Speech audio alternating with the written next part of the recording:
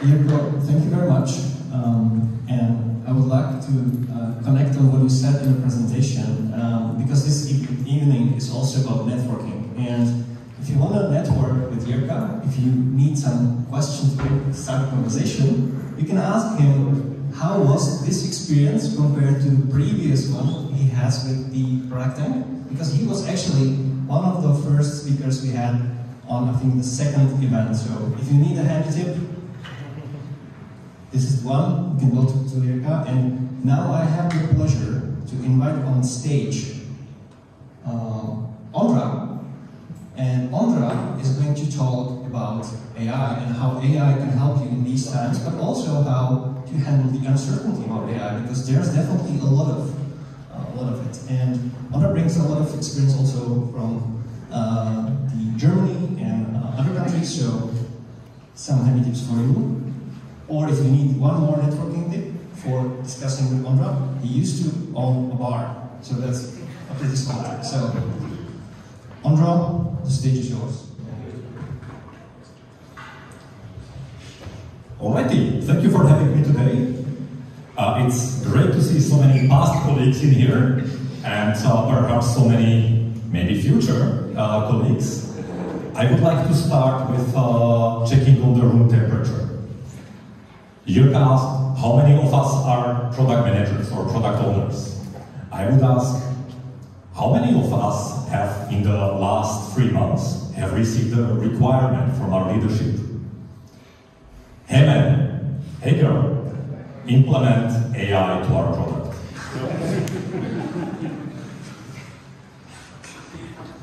Nice one. Last time when I asked this question on a meetup in Berlin, like 70% of the hands were up. So I would say that here the environment is a little bit more risk resistant and also a little bit more rational.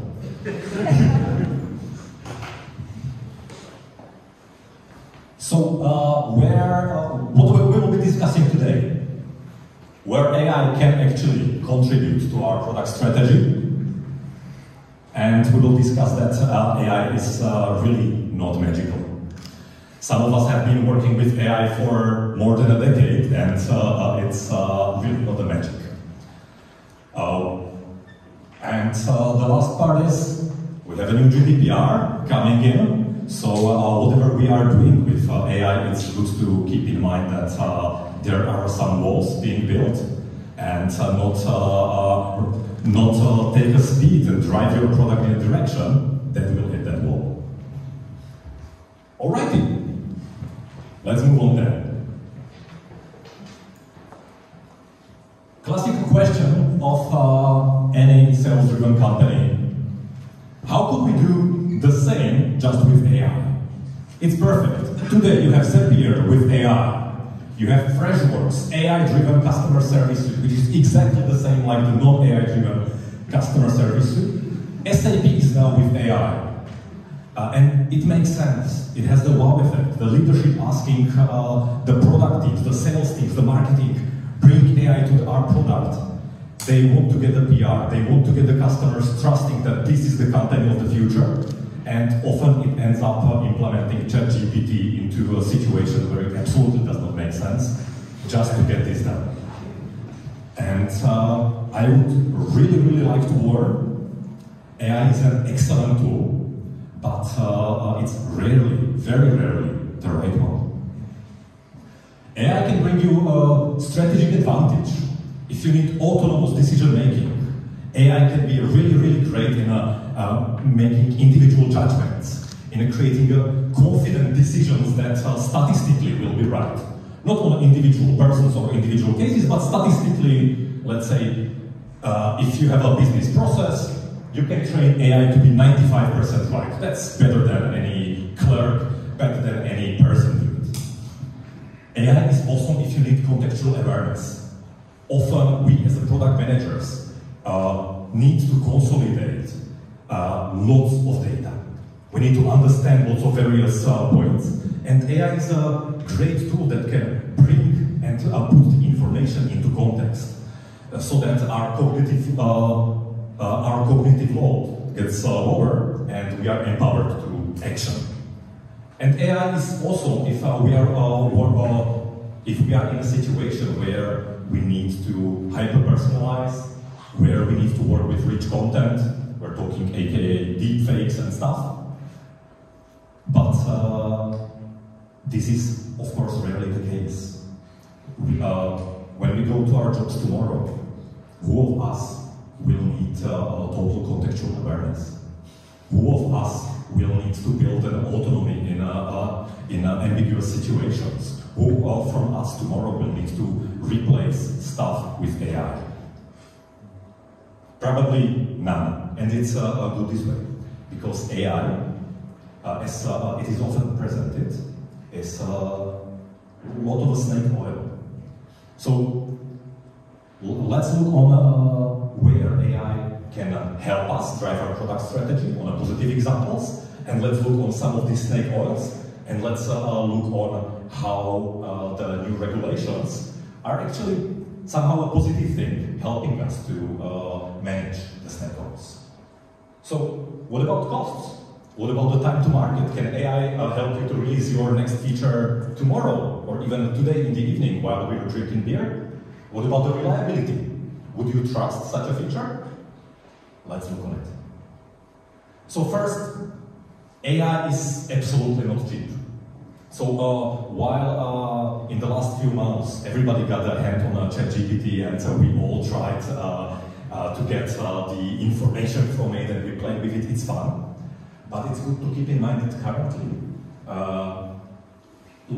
that's the low estimate, one query in ChatGPT costs 36 cents. Who the user? Not really, but this is the unit cost. So right now, of course, the company is donated, and it will be donated by Microsoft by additional billions and billions of dollars to gain the market share. But if we are incorporating the AI into our long-term product strategy, these prices will not stay because they are not bearable long-term. And it's good to keep in mind that they will optimize the cost, of course. There will new chips will be coming, new ways of processing, but AI will be always the more complex and more or less efficient way to do the search. So of course, if you need the highly contextual search or a text or a rich content generation, still AI is a great way of getting that job done.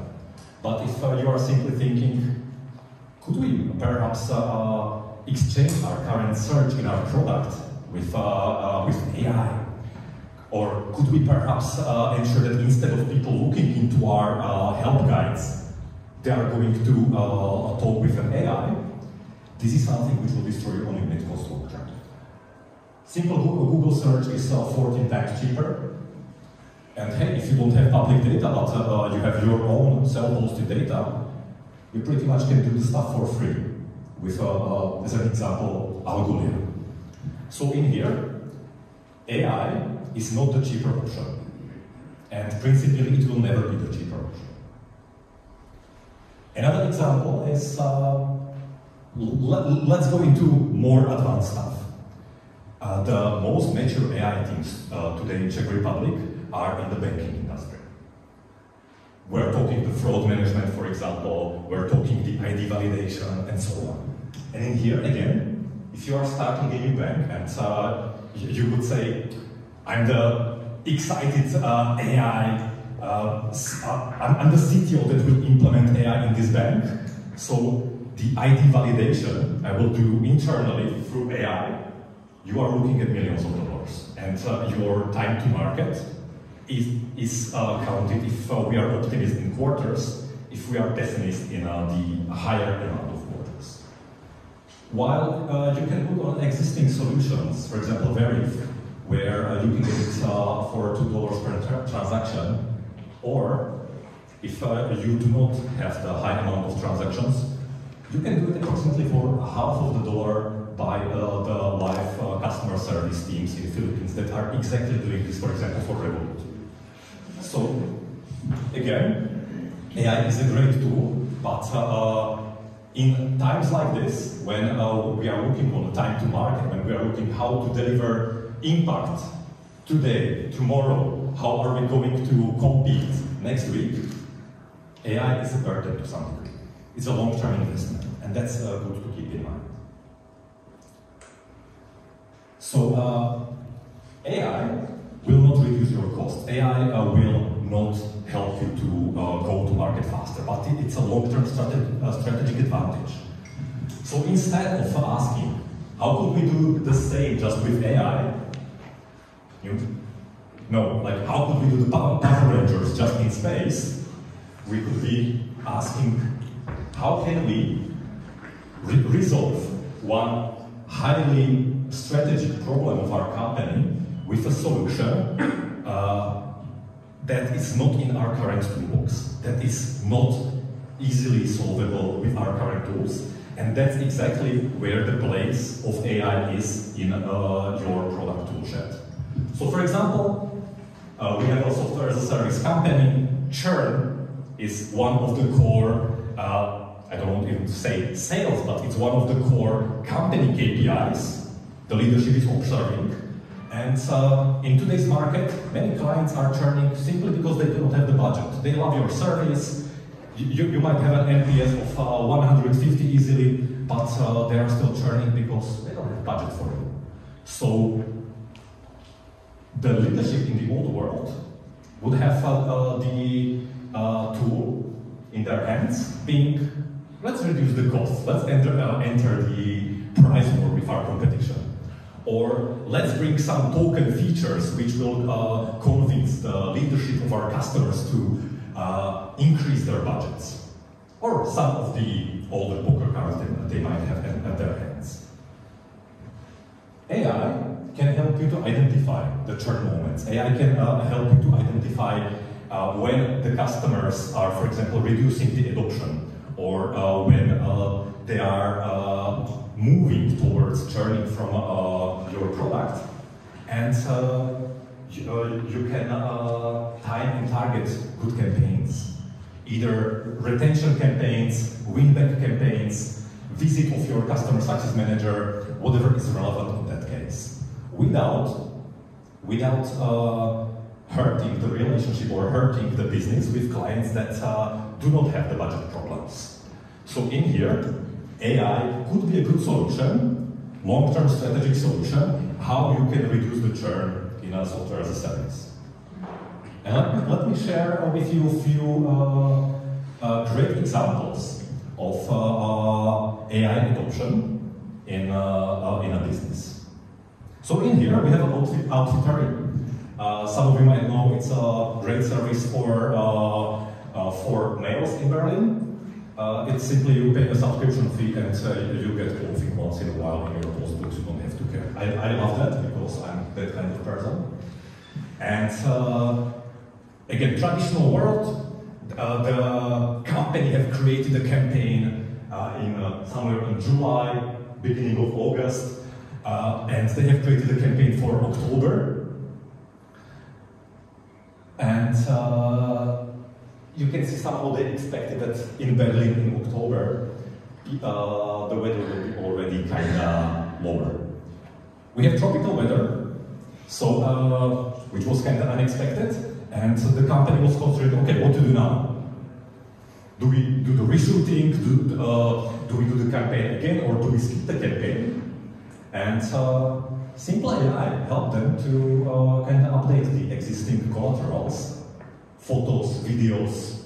In here we're talking the AKA deepfakes, to react to the sudden shift in weather. So instead of the original where the guy has the t-shirt, the opposite one, where the guy has the pullover, they have switched the guy into the t-shirt.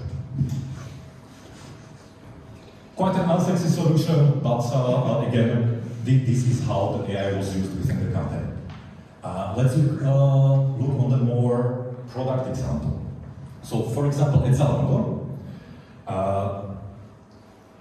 this is a fashion company where females are the primary target. You can see also on that picture, and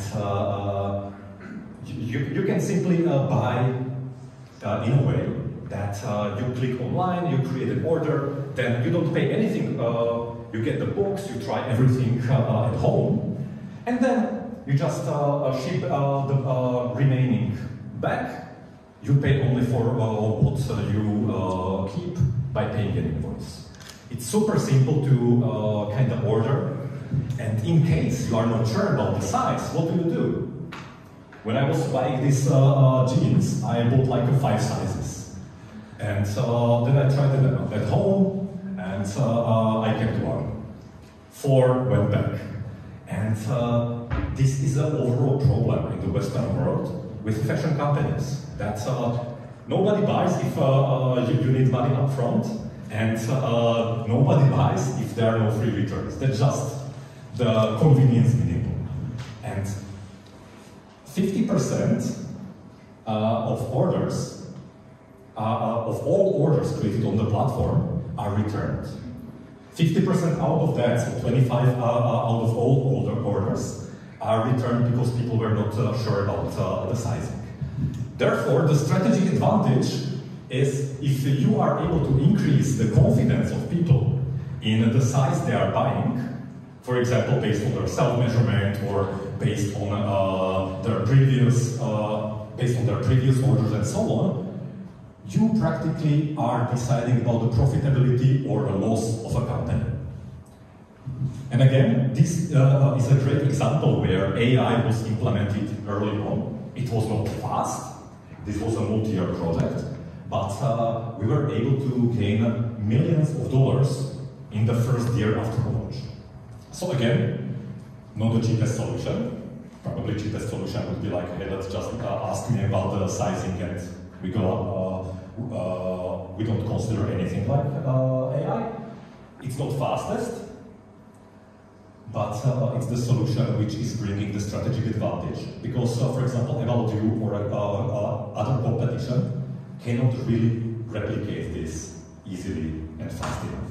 So this is something where AI belongs and where AI gets the job done. And last example is proctoring and remote candidate assessment. And please keep an asterisk in here because this is exactly where AI gets wrong. So with Corona, many companies started working remotely, started hiring remotely, and there are solutions, AI solutions that are assessing the candidates, for example, for engineering jobs online. You can imagine this, for example, as an IDE environment with a camera pointed on you, where you get a task, you code it, and the solution assesses, for example, is there somebody else in the room helping you? Plagiarism. Or are you looking into the other window? Or do you have other computer in front of you? And so on. And this is where things get fishy. Because, again, AI is not a magical solution. AI is great at perception. AI is great at when you need to identify, for example, patterns. AI is great at creating automatic judgments. AI is very, very shitty in a social situation when you wish to understand how, for example, a person will perform in a job, or whether somebody is risky, in a risk, for example, of being a criminal in the future, and in such situations. So this is where currently majority of the VC money is flowing in, because governments, companies, everybody likes to have a control over people around them. It decreases the business risk. But this is the most major area of a snake hole. And this is the most major area for the regulation, which we will be facing soon. So let's look on it. Let's look on it in more detail. Let's step back. Somebody might have already seen this. This is quite a famous experiment. Very simple. The AI was being trained on whether there is a wolf or whether there is a husky in the picture. And it's relatively good result. Like you can see that 80% of the predictions were true. There's a wolf, true wolf, husky, true husky, husky, true husky, wolf, true wolf, wolf, true wolf. Just these two are wrong. Predicted husky, true wolf, and predicted wolf, true husky. Good solution, right? That's a relatively good AI. Get the job done somehow. Why do you think the husky got predicted as a wolf and the wolf got predicted in a husky in the wrong cases? Keep in mind, we as humans have some implicit understanding of the world around us, and we try to personalize, kind of anthropomorphize the AI. We are thinking about AI like a person, but computers are thinking differently. They are looking for a correlation between aspects on the picture, and some correlations are somehow alien to us. So this is the source picture, and these are the significant pixels that the AI needed to identify that this would be a wolf or this would be a husky. If we go back, you can see there is a clear pattern. Contextually, wolves were usually a made photo on a snow, while huskies were photoed on other ground. And where there is an error, yeah, I have not detected snow, so it's husky. I have detected snow, it's wolf. Now imagine, this is not a husky or wolf on this picture, but this is your personal data. And in here, the AI is making a decision whether somebody will rent a flat to you, or whether you get a loan, or for example, whether you get a citizenship, or based on the fact that you live in Salem. Come on, it's a good area. I was living there. You rent for cheap. I like it there. But there will be a negative correlation on your account, and you will be discriminated heavily. And this is a problem. It's not only about sale. I would like now to hear from ladies in here. So this is a raciness score by Microsoft, used as a kind of naughtiness score, how to translate it.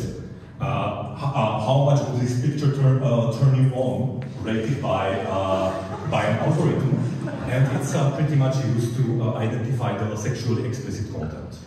And while it's fun to look at it, it's something which shadows ban online, and it's something which is, for example, used in the employee proctoring to identify whether you were wrongly clothed or you are not a good team fit.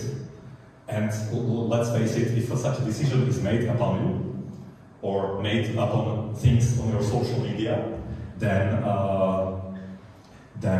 you might, for example, get a job, or you might not get a loan, just because of them making a decision like that.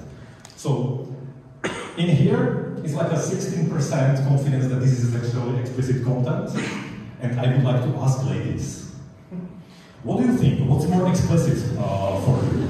Would it be the picture on the right, or would it be the picture on the left? Who likes the picture on the right more? Alrighty, who likes the picture on the left more? It's a classical bias. The score is not incorrect. It's trained with the human bias, and it's trained on a data where people with brown were usually the ones which were identified to be on pictures which were sexually explicit. And while from the score perspective, they are not wrong. They are hilariously wrong in how this is used, and horribly wrong in what are the consequences for real people. So if we are looking on AI is really not a magic. Perception, excellent. You can create great deepfakes. I remember that as a joke with your bosses. That's like the best thing ever. Face recognition. Medical diagnosis from scans. Again, this is where AI is saving millions and is saving lives. Speech to text, excellent area where AI for more than a decade gets the job done. Improving area of automatic judgment, still spam detection, better than it used to be, but not right. Automatic essay grading, content recommendation, this kind of stuff. Where the outcomes are absolutely horrible and there is not really a hope that they will get better, we're talking job success, policing, terrorist risk, recidivism. And more than 80% of VC money actually goes this way. So keep in mind when somebody says implement AI to your product strategy or make our company AI ready, that there are some things that can help you relatively soon to get the job done faster. There are some things which you can start claiming, but it will be an unethical snake oil. For example, this is one of the startups that came recently from the Accelerator, assessing personality and job suitability from a 30-second video. So yeah, you don't want to work there. Okay. Great stuff is happening. Regulation is coming our way. Yeah, you're right. We have 3 worlds of regulation. United States, United Kingdom, where there is a regulation just to claim there is a regulation, there is no regulation in reality. If you make something wrong, they will just do. Then there is China. That's my favorite area of regulation. There is a new AI register created. So if you have a vendor, for example, in China that builds the models for you, they are obliged every quarter to send the models the source data and the explanation to the central government registry, so that you know, just to be sure. And then there is the European AI Act, which in fact is not only European, but it's a template which is implemented in India, Brazil, Canada, and most likely will become the global one. This is the new GDPR.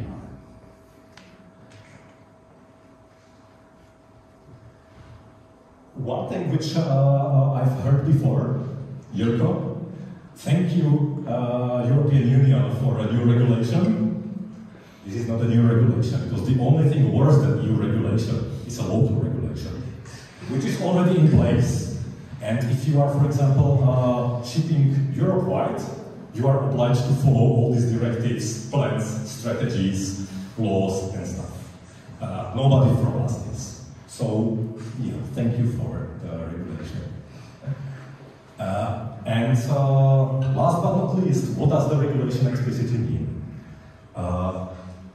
Some of you might remember when we were setting up the cookie stuff some decade or something ago, and it was all fun and games like, hey, confirm, I approve all the cookies and this kind of stuff, and it was new and we thought that this is the head of the regulation.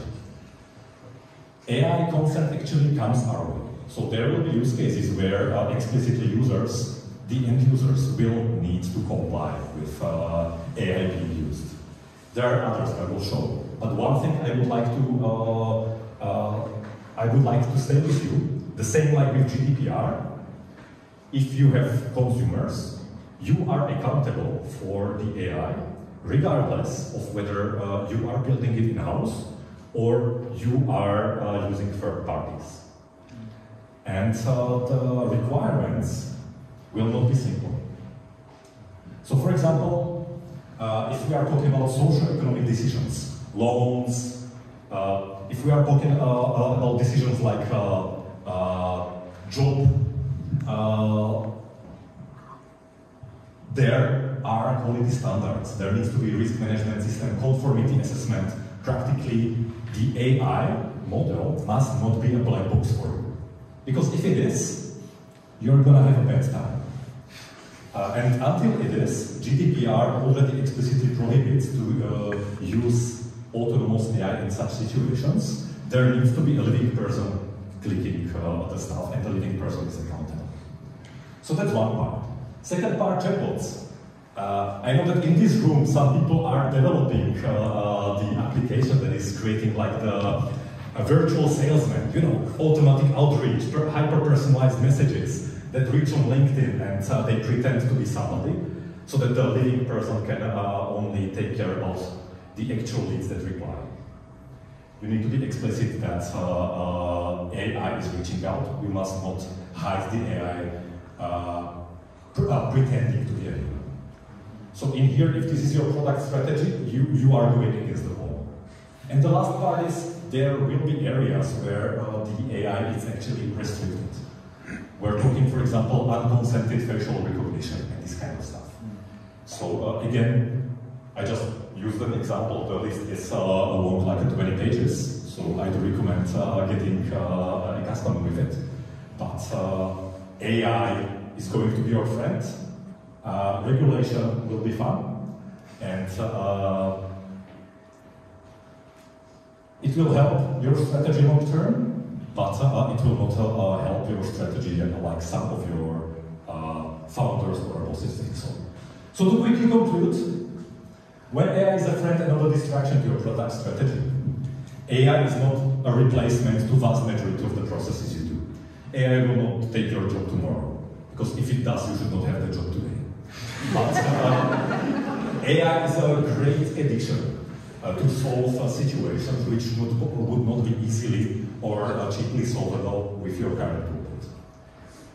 Second thing is, you still want to prioritize AI, because even if we are talking about AI not being a solution for all or even majority of the cases, it's improving.